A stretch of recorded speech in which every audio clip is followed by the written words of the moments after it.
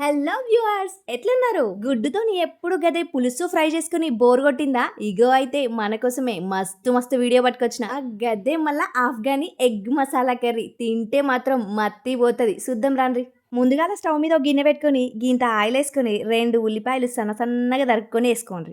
గిట్లా గంటతోని కొంచెం ఫ్రై అయ్యే వరకు మంచిగా కలుపుకున్నాక ఇక గట్లనే ఒక 10 నుండి 15 జీడిపప్పు పలుకులు, అట్లనే ఓ 2 మిరపకాయలను గుండ్రంగా కోసేసుకోవాలి. సన్నని మంట మీద మంచిగా ఒక కలర్ వచ్చే వరకు ఓ మాదిరి వేయించుకోవాలి. ఇక గిట్లనే గీ జీడిపప్పు పలుకులు కొంచెం కలర్ వచ్చినాక దీంట్లోనే ఓ 7-8 రెమ్మల వరకు ఎల్లిపాయలు వేసుకోండి. ఇక అట్లనే మర్చిపోకుండా ఓ అర స్పూన్ అంత వరకు జరంత ఉప్పు కూడా వేసుకొని మంచిగా కలుపుకుంటా ఫ్రై చేసుకొని చల్లారినాక మిక్సీ జార్లోకి వేసుకొని అట్లనే ఇంట్లకు ఇగో వీడియోలో చూపిస్తున్నట్టు కొద్దిగంత కొత్తిమీర కూడా వేసుకొని మెత్తగా మిక్సీ పట్టుకొని పక్కన పెట్టుకోండి. ఈ జీడిపప్పు పలుకులే మన ఎగ్ మసాలాల మెయిన్ ఇంగ్రీడియంట్ అన్నట్టు. దీంతోనే మంచి టేస్ట్ వస్తుంది మన మసాలాకి. ఇక దీన్ని అట్లనే పక్కన పెట్టి గిట్ల 4 గుడ్లను ఉడకబెట్టుకొని గిట్ల వీడియోలో చూపిస్తున్నట్టు కొంచెం కొద్ది వేరకు ఇట్లా ఘాట్లు పెట్టుకోవాలి. అట్లయితేనే గ్రేవీ లోపలికి పోయి మంచి ఫ్లేవర్ తగులుతుంది అన్నట్టు. అన్ని గుడ్లకు కూడా ఇట్లనే ఘాట్లు పెట్టుకొని ఇప్పుడు పక్కన పెట్టుకోండి.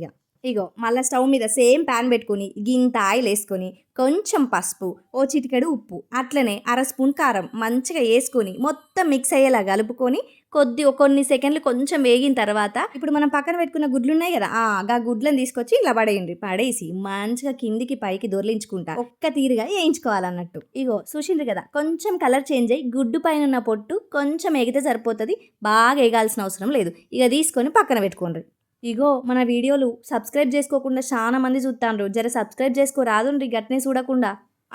ఇప్పుడు ఉంటుంది అసలు ముచ్చట. ఇక మళ్ళీ ప్యాను స్టవ్ మీద పెట్టుకొని ఓ 3 స్పూన్ల మేరకు నూనె వేసుకొని గింత బటర్ కూడా యాడ్ చేయండి, మస్తు కమ్మగుంటది. ఇంట్లోనే 2 బగారాకులు, ఓ 3 లవంగాలు, 3 మిరియాలు, 2 యాలకులు, అట్లనే 2 దాల్చిన చెక్కలు కూడా వేసుకొని మంచిగా కలుపుకొని ఇట్లా సన్న సన్నగా దురుపుకున్న మళ్ళీ కొంచెం పచ్చిమిర్చి, ఆనియన్స్ వేసుకొని మంచి ఫ్రై చేసుకోవాలి.